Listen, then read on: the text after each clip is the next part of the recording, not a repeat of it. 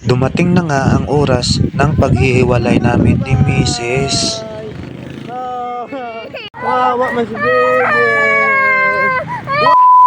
Dahil nga aalis na naman si Mrs. mga idol. Ops, baka isipin mo maghihiwalay talaga kami ha. Aalis lang si Mrs. mga idol kasi babalik na siya sa ibang bansa. Bali lilipad na siya mga idol papunta ng Singapore at ito yung request niya sa akin. Gusto niya daw kumain ng pinakamasarap na adobo at sinigang sa sampalok na karne ng baboy. Siyempre mga idol aalis na siya o magtatrabaho sa ibang bansa para na rin sa amin. Siyempre pagbibigyan natin yan mga idol. At sinimulan ko na nga dito mga idol sa paghiwa ng karne mga idol, hiwa-hiwain lang natin yung mga idol. Kung ako lang kasi mga idol dito lagi sa bahay araw-araw gulay, pero ngayon magkakarne muna kami para na rin kay Mrs. At hiniwa ko na nga rin dito yung pangsahog natin o panghalo, pampalasa. Hiniwa ko na nga yung sibuyas bawang mga idol para maigisa natin dito sa mainit na mantika. Gigisahin lang natin dito sa antik nating kawali. Sunod mga idol nilagay ko na dito yung karne ng baboy para ito'y maigisa na rin natin. Halu-haluin lang natin yan mga idol hanggang sa lumambot mga idol. Sunod mga idol nilagyan natin ng isang basong tubig at pakuluan muna.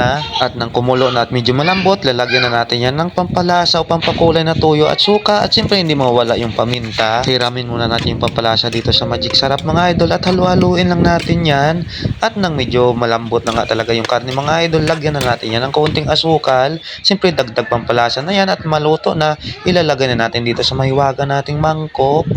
Adobong lutong bahay lang yan mga idol, napakasimple lang yung gawin mga idol pero napakasarap talaga yan. At yan na nga mga idol yung kinalabasan. Sunod mga idol nagpakulo na ako dito ng tubig at nilagay itong sibuyas at bawang mga idol. At siyempre yung pampaasim natin na sampalok mga idol, magsisigang tayo mga idol, lagyan natin ng pampalasang asin at Magic Sarap talaga yan at isabay na rin natin itong karne ng baboy. Pinalambot lang natin yung mga idol, siyempre nilagyan na rin natin ng konting kangkong yan mga idol at pagkatapos ng maluto mga idol, siyempre pinakain na natin si Mrs. Pagkatapos na kumain mga idol, ito nagready na nga dito mga idol si Mrs. at nakaramdam na nga dito si baby. Wow. Kiss na mama, kiss kay mama. At hinatid na nga namin papuntang labasan mga idol, papuntang kalsada si Mrs. mga idol. At dito na nga mga idol, nakaramdam na talaga kami ng lungkot. Ay, bye-bye na kay mama, bye-bye. Oh. Wawa man si Bebe. Waga bye-bye si mama, waga bye-bye. Grabe talaga yung iyak dito ni baby mga idol. Siyempre hindi maiwasan, tumulo din yung luha natin. Pero iniisip na lang namin mga idol, umalis siya papuntang ibang bansa para na rin sa amin.